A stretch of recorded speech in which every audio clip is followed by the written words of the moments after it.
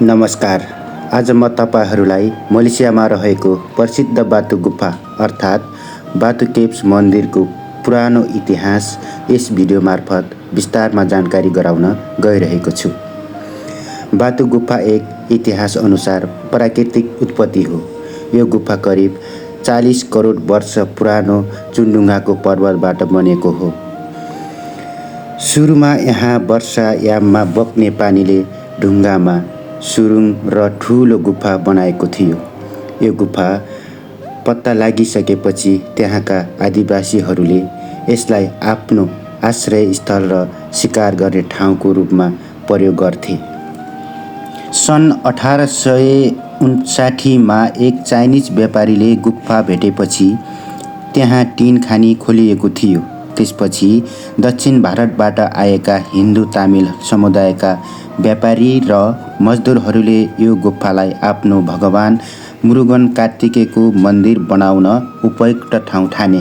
त्यसपछि सन् 1891 मा श्री महाअरी अम्मन मन्दिरका थम्बुसमी पिल्लैले गुफाभित्र भगवान मुरुगनको मूर्ति स्थापना गरे। त्यसपछि यहाँ वार्षिक रूपमा थाइपुसम पर्व मनाउन थालियो। यहाँ करिब 272 वटा सिडी बनाइयो जसले गुफाभित्रको मन्दिरसम्म पुर्याउँछ। त्यसपछि सन् 2006 मा 42.7 मिटर अग्लो सुनौलो भगवान मुरुगनको मूर्ति स्थापना गरियो, जुन विश्वको सबैभन्दा अग्लो भगवान मुरुगनको मूर्ति हो।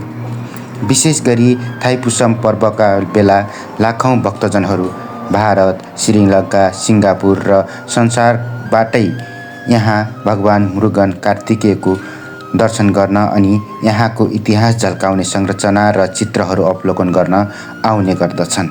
र यो पर्यटकको लागि मलेसियाको एक प्रमुख आकर्षण पनि बनेको छ। हवस् त साथीहरू, यस्तै इतिहास बोकेको संरचना र चित्रहरू तपाईहरूलाई यो भिडियोको अन्त्यसम्म मैले देखाइरहनेछु। तर अहिले भने म आफ्नो आवाज चाहिँ बन्द गर्न चाहन्छु। भिडियोलाई अन्त्यसम्म हेरेर जस्तो लाग्छ त्यस्तै प्रतिक्रिया कमेन्ट बक्समा लेख्न नबिर्सिनुहोला।